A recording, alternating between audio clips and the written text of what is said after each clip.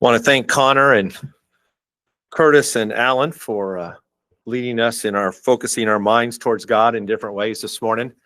I was reminded as Alan was talking there at the end about the family business. I worked for Alan. I guess I worked for Alan. Alan was the only guy that could tell me what to do usually. But for about a year, because Alan knew Doug, and Doug knew me.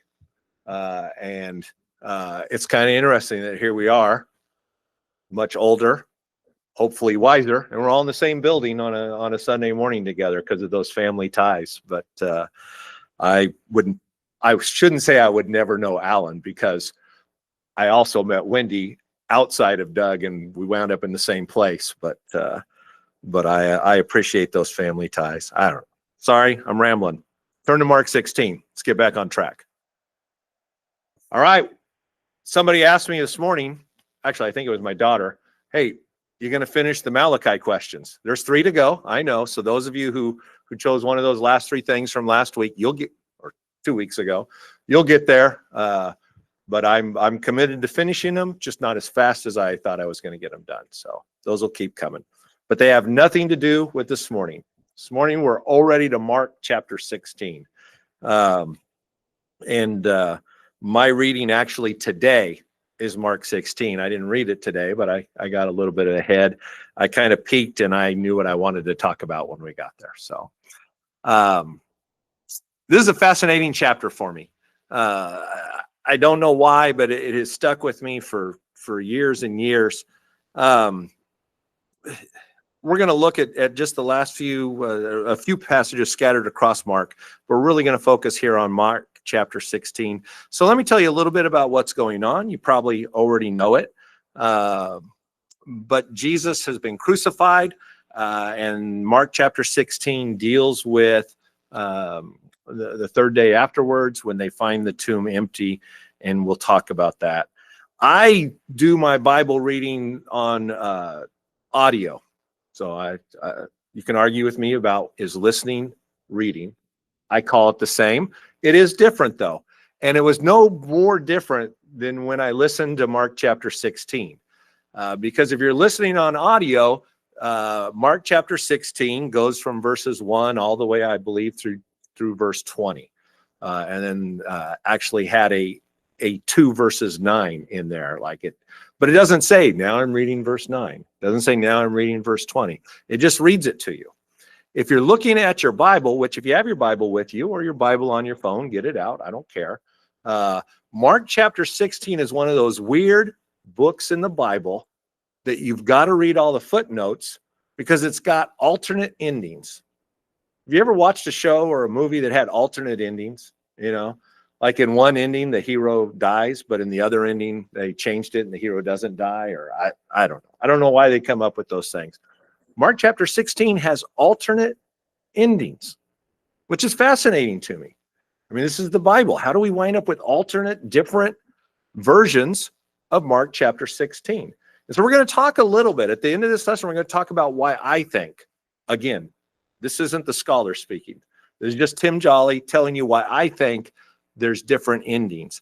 But for our purposes this morning, we are going to treat Mark chapter 16 as if it had verses 1 through 8. And most scholars, of whom I'm not one of, I just lean on them, believe that the original manuscripts of Mark chapter 16, or of Mark, ended with verse 8 of Mark chapter 16. And that those were what were translated. And they base that on science. They can tell which manuscripts are older and which ones are more recent. But over time, some other endings started to be attached to Mark. And so that's why you wind up with all the different endings. But follow along with me, and we are going to read Mark chapter 16, verses 1 through 8. Saturday evening, when the Sabbath ended, Mary Magdalene, Mary the mother of James, and Salome went out and purchased burial spices so they could anoint Jesus' body.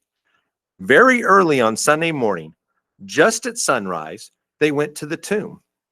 On the way, they were asking each other, "Who will roll away the stone for us from the entrance to the tomb. But as they arrived, they looked up and saw that the stone, which was very large, had already been rolled aside. When they entered the tomb, they saw a young man clothed in a white robe sitting on the right side. The women were shocked, but the angel said, "Don't be alarmed. You are looking for Jesus of Nazareth, who was crucified. He isn't here. He is risen from the dead. Look, this is where they laid his body. Now go and tell his disciples, including Peter, that Jesus is going ahead of you to Galilee. You will see him there just as he told you before he died." The women fled from the tomb, trembling and bewildered, and they said nothing to anyone because they were too frightened. First thing that jumps out at me there is it never helps to say, "Don't be alarmed." That's just like alarm, you know? Don't worry. Well, now I'm going to worry. Don't look, you know? If I said, "Oh, don't look," you're all going to look. For the most part, as I already told you, the scholars believe that Mark's gospel ends right there. And so for purposes of our lesson, that's what we're going to run with. But in those 8 verses, we see this theme. We see a theme of fear in Mark chapter 16.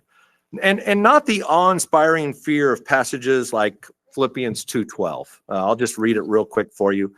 But in Philippians 2:12, Paul says, "Dear friends, you always followed my instructions when I was with you, and now that I am away, it is even more important.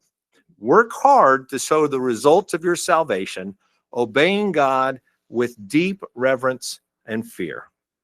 Paul's speaking of a kind of awe-inspiring fear. You know, just a recognizing who God is and how great God is and how awesome and mighty God is, and that instilling a sense of awe in us. And that's the kind of fear that Paul's talking about there. The author of Hebrews mentioned something very similar in Hebrews 12, verses 28 and 29. "Since we are receiving a kingdom that is unshakable, let us be thankful and please God by worshiping him with holy fear and awe. For our God is a devouring fire." Those are good fears. In a sense, those are cultivated or refined fears. The more we know about God, the more respect, the more awe-inspiring he is to us. But that's very different than the fear that we see here in Mark chapter 16. In Mark chapter 16, we're told that these women were in terror. It's about being scared into inaction. Listen again to what the passage tells us. "Now go and tell his disciples, including Peter, that Jesus is going ahead of you to Galilee. You will see him there just as he told you before he died." The women fled from the tomb, trembling and bewildered, and they said nothing to anyone because they were too frightened. The women did the opposite of what the messenger told them. The messenger told them to leave and go tell the other disciples, including Peter, of what they had seen. And Mark ends his gospel by saying this: the women were too scared to do it. Don't miss that. Because in a way, I think that is core to understanding why Mark wrote us his gospel. He wrote to tell us there are things that happen that are just going to scare us into inaction. Have you ever been so terrified that you just couldn't do anything? Yeah. When I was young, I have a unreasonable, you got to be careful. There are such things as reasonable fears and unreasonable fears. I have an unreasonable fear of needles. I do. Don't like them, can't stand them. As a small child, into my probably early 30s, it took more than one person to give me a shot. Because even as a young man, 30, 31 years old, I did not have the willpower to keep my arm still while somebody did something to it. I would look. They'd say, "Well, just don't look." No, I got to look. And I would look, and right before it would go in, I'd move or I'd jerk, and I'd get stabbed worse than I should have been. So I'd go in and tell them, "Bring somebody else in to hold my arm. I'm not to be trusted."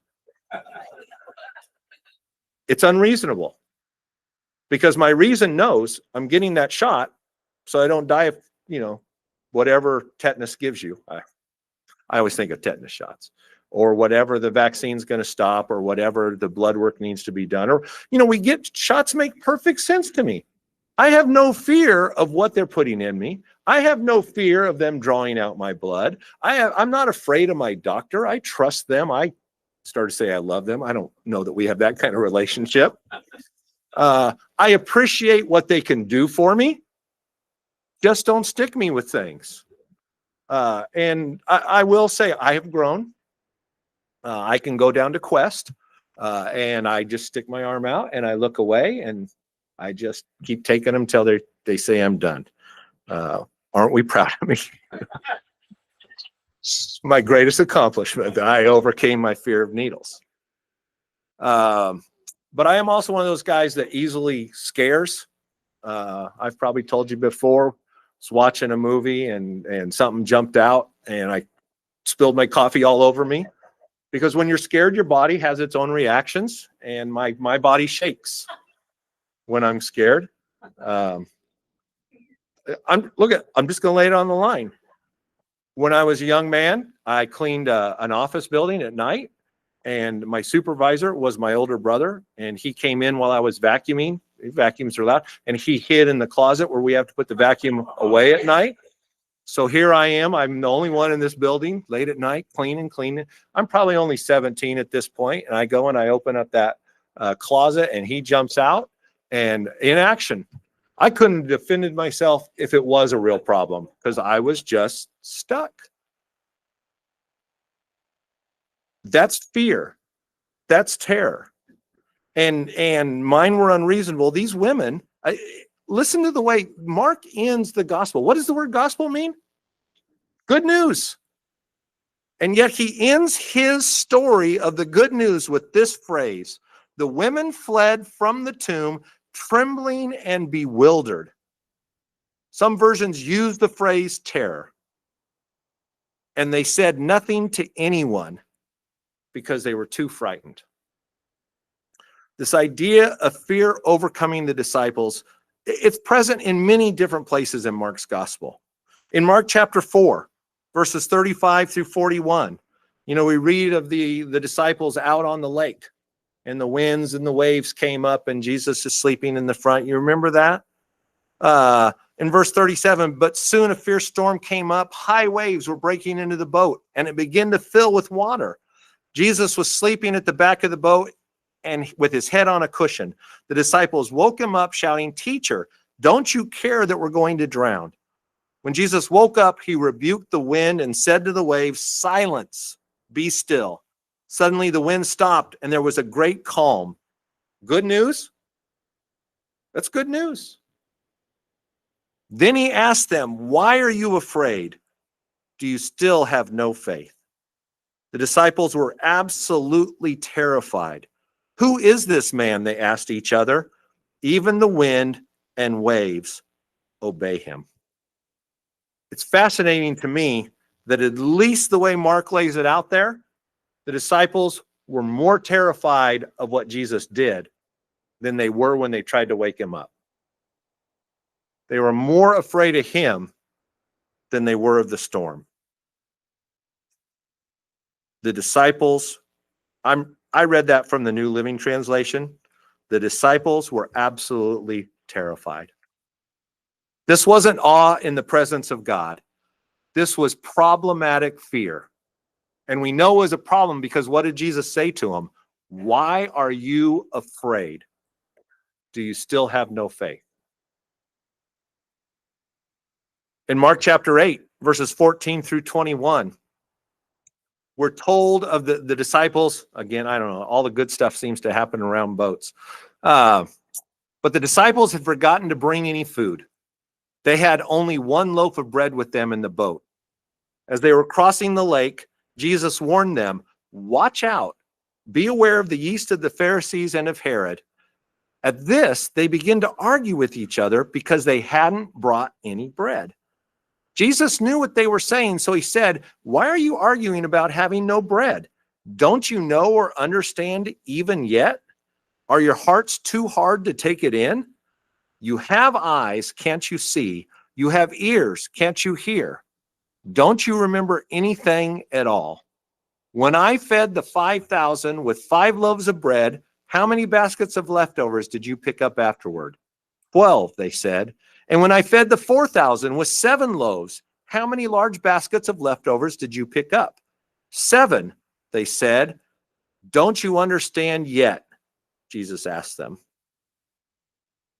Fear isn't expressly mentioned here, but I think the idea is still present.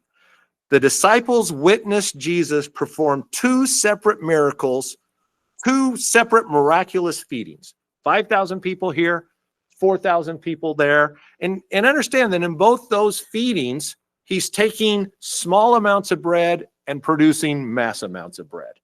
And what is it that they're afraid of? We're on a boat going across a lake, and we've only got 1 loaf of bread. And it doesn't seem to be a, petty, hey, there's only 1 sandwich left and there's 3 of us kind of argument. It seems to be a fear.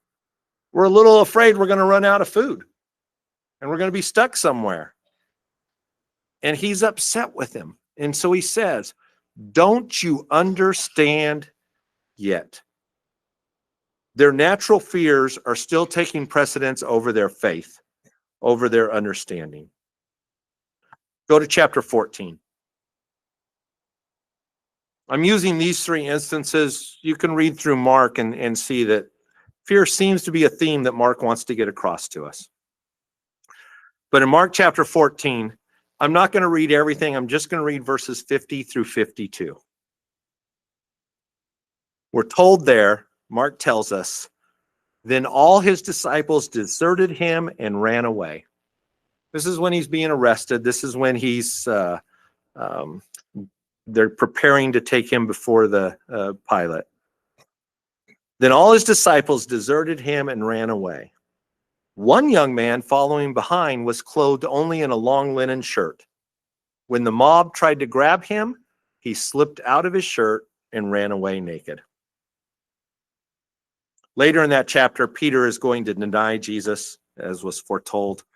And in Mark chapter 15, we see at the end, we're told there that as Jesus is breathing his last, there are only 3 named people who have stayed throughout. All the apostles are gone. All the disciples are gone. And we're told in Mark chapter 15 that as Jesus is being crucified, he's breathing his last, that Mary Magdalene, Mary, the mother of James, and Salome are still there. Let me back up a little bit. In Mark chapter 14, we're told about Peter denying him 3 times. And then we're told about this man in Mark chapter 50 through 52. We're told about one young man who was so scared that when they grabbed his cloak, he ran away naked. A lot of scholars probably believe that those 2 people, John, threw away the ending, but that naked young man and Peter are the ones responsible for the Gospel of Mark. They believe that that man probably was John Mark, or at least the author of the Gospel of Mark, and that's why he kind of refers to himself that way. And then Peter is usually credited as being John Mark's source of information as he's writing the Gospel. And so it's Mark doing the writing, but him asking Peter questions, listening to Peter preach, tell his recallings of life with Jesus. Here you have the 2 guys giving us this good news. And yet we're told at the end, one ran away naked and one denied him 3 times after saying he would never deny Jesus. And then lastly, 3 people, Mary Magdalene, Mary, the mother of James, and Salome. And for those of you with short memories, they were the same 3 women that we started with who went to the tomb. And I think there's a reason why we get this story of these 3 women, the only ones who weren't too afraid to run away, and they go out to the tomb, and guess what? They run away. And I think Mark purposely leaves us with a gospel that ends with everybody being so afraid of what they have witnessed that there is no good ending here. And I think because of that, you got alternate endings. I mean, the early guys that are transcribing and rewriting the Gospel of Mark to make multiple copies, they just don't like the ending. And so they come up with other ones. I'm not trying to say those are uninspired either. Don't get me wrong. Don't cross stuff out in your Bible. People smarter than me have included them in there.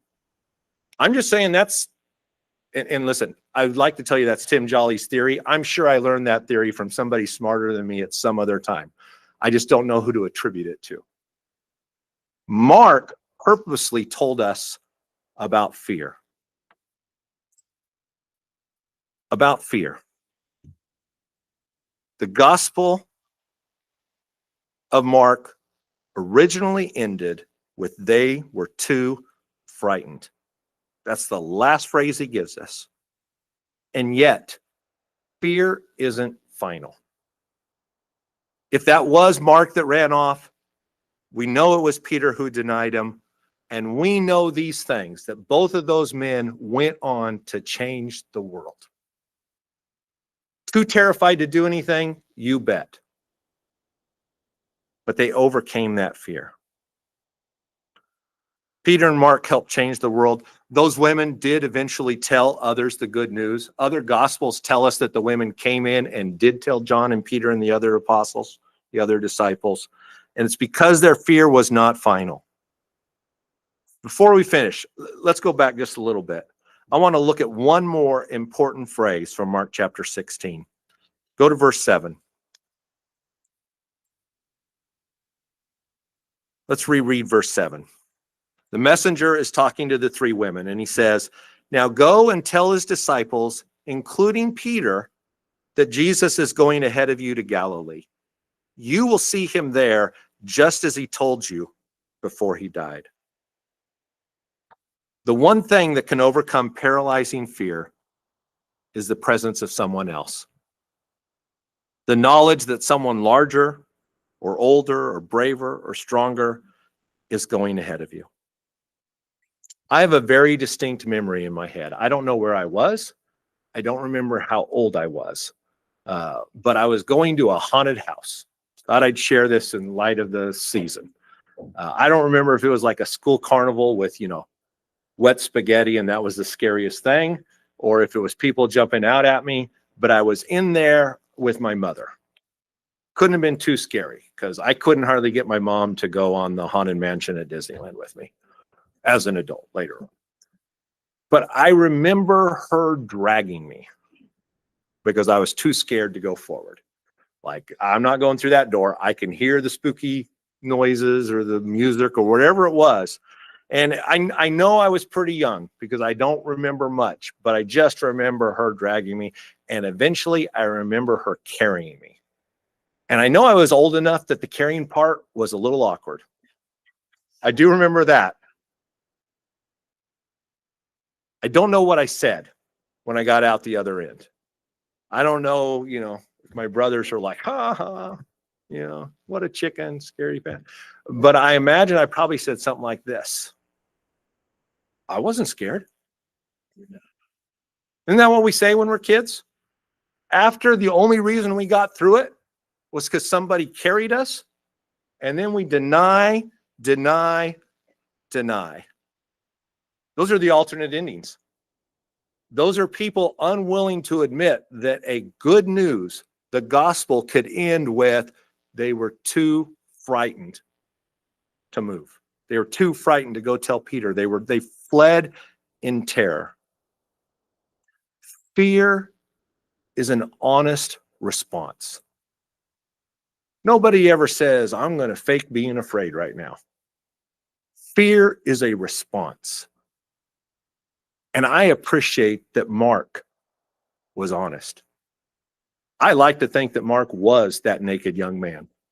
He's saying, was I scared? You bet I was. They grabbed my shirt and I was out of there. Peter tells Mark, oh no, put in the stuff about me denying him. Because I was afraid. I was so afraid that I said I never even knew the guy. The women said, yeah, put in the stuff about us being so afraid we couldn't even do what the messenger asked us. because it's not the being afraid that's the point. It's what you do after. And for everybody that we've talked about from Mark today, we know that the key to them moving on afterwards was this: Jesus is going ahead of you. He went ahead of them to Galilee so he could meet Peter by the shore.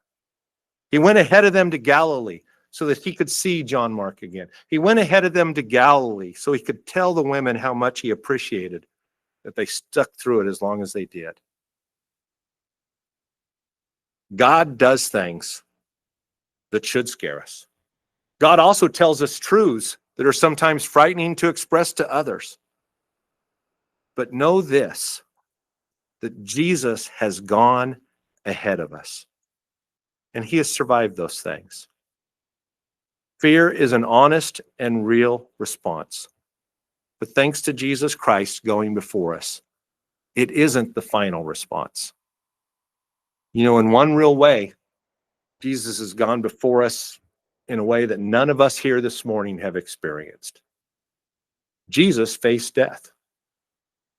And I'll be honest, Jesus seemed to be a little bit afraid of the situation, at least the death that he was going to face. But he's gone ahead of us, and he's risen. And maybe that's the point of Mark chapter 8. Not that they were afraid, but that Jesus had already conquered that empty grave. I don't know why you're here this morning, but if you need to respond in some way, we use that phrase, face our fears. It's okay. It's okay to be afraid, and even to say, I was so afraid I did the wrong thing. I was so afraid I couldn't move. I was so afraid I couldn't say what needed to be said in the moment. The book of Mark is filled with stuff like that. But there's alternate endings. And the reason those alternate endings are there is because we know that Mark chapter 16 and verse 8 was not the end of the good news. I hope it's not the end of the good news in your life either. And if you need to express something, come forward while we stand and sing.